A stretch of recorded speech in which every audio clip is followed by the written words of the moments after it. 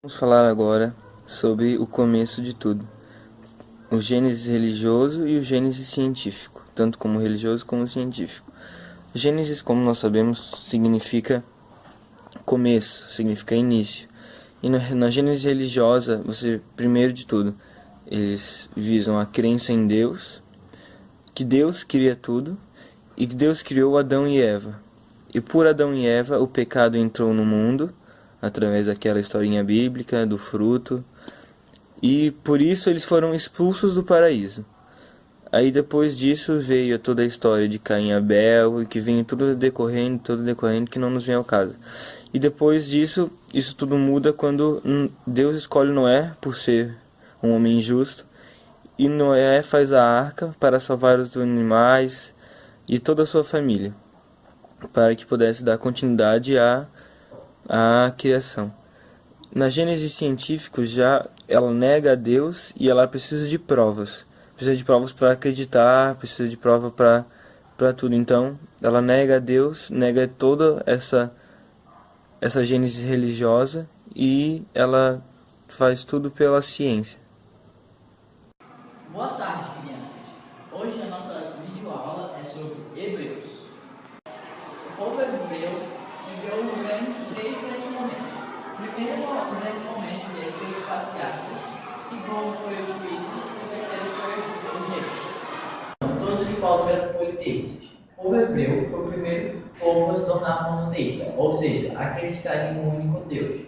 Foi quando Abraão, o primeiro patriarca, que foi o primeiro grande momento, fez um acordo com Deus. Deus prometeu dar a terra prometida, Canaã, em troca de Abraão acreditar em um único Deus, só ele. Isaac, filho de Abraão, se tornou o segundo patriarca. Jacó, seu filho, foi o terceiro patriarca e ele mudou seu nome para Israel.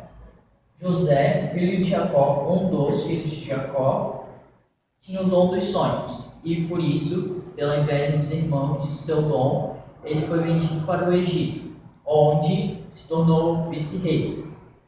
Lá, ele fez uma profecia e garantiu que, em anos depois, o Egito passaria por uma fome enorme.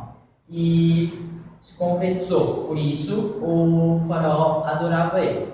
Quando esse faraó morreu, o novo que assumiu escravizou todos os egípcios e os hebreus também, que só foram libertos com Moisés, que organizou um grande êxodo, ou seja, uma grande fuga, com vários soldados, mais de 1.000 escravos que escaparam do Egito e foram para Canaã, a terra prometida.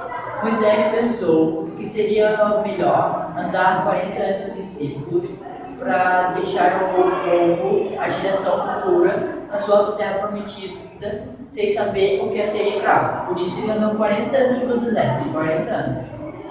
Ele foi responsável também pela abertura do Mar Vermelho e pela transcrição dos 10 mandamentos.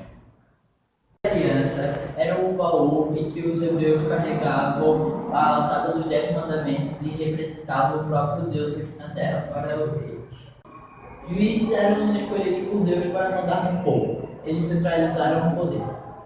Agora nós vamos falar sobre os reis. O primeiro rei foi Saul.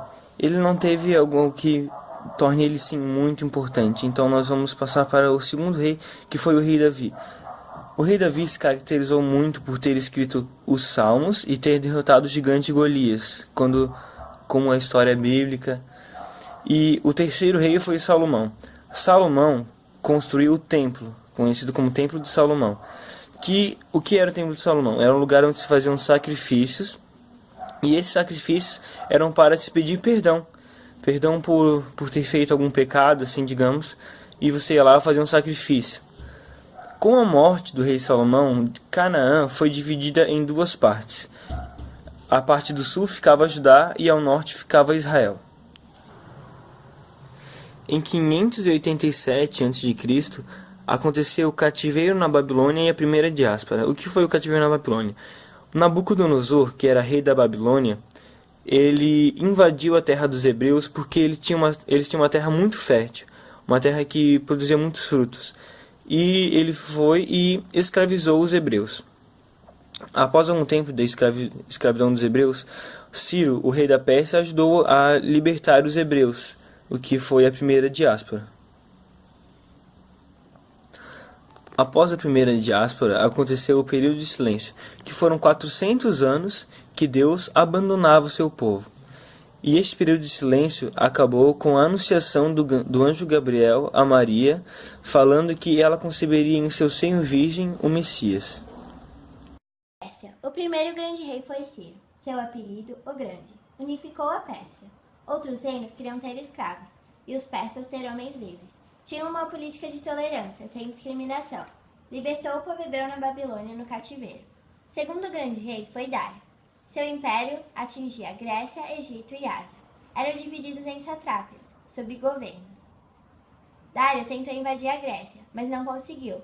Então seu filho Xerxes tenta de novo e consegue. Fenícios, povo de navegadores e comerciantes, desenvolveram comércio no mar, pois eram cercados de mar, florestas e montanhas. Pequeno império em cidades, cabos e ilhas.